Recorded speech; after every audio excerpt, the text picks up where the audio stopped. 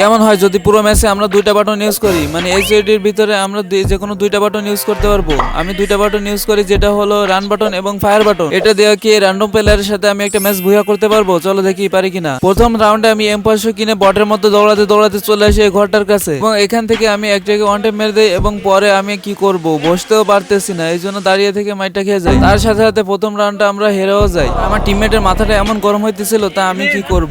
আর দ্বিতীয় রাউন্ডে আমি N94 নিয়ে বটের মতো দৌড়াতে দৌড়াতে ছাদের উপর চলে আসি, এবং ছাদের উপরে এসে আমি এখানেই ম্যাচটা খেয়ে যাই। না পারতেছি গ্লোয়াল বাটন ইউজ করতে, না পারতেছি বসা বাটন ইউজ করতে, কি করব ভাই। আর আমার টিমমেট গুলো অনেক হাই পাই ফেলার, সেই জন্য আমরা এই রাউন্ডটাও হেরে যাই। আর আমি একটা কথা বুঝি না, র্যান্ডম প্লেয়ার কি সবসময় বটই পড়ে নাকি? তো রাউন্ডে আমি অক নিয়ে চলে আসি এবং নেট নিয়ে যেটার ওইটাকে আমি মেরে দেই। কি করব, জয়স্টিক বাটন ইউজ করতে পারতেছি না, এই জন্য আমি এখানে আটকে পড়ি। পরে যখন সামনে যাই তখনই আমি মারাটা খেয়ে যাই, আমার টিমমেটও মারাটা খেয়ে যায়। আর আমি তৃতীয় রাউন্ডে অক নিয়ে নেই, কিন্তু অক নিয়ে কোনো কাজ হয় না। আমি এই জায়গায় যখন বটের মতো গানা তিনে দৌড়াতে দৌড়াতে চলে আসি, এবং এই জায়গায় যে একটা ক্যাম্প করে, এমন ক্যাম্প তার বলার মতো না। টুশারটা নিয়ে এই জায়গায় দাঁড়িয়েই ছিল, আমি যখন আসি তখন টুশারটা আমার ঘাড়ের উপরে চিপে দেয়। আর এরই সাথে সাথে আমরা ম্যাচটা হেরে যাই। এমন চ্যালেঞ্জ আর কখনোই নেব না। সাবস্ক্রাইব এবং ফলোটা করতে কিন্তু ভুলবে না।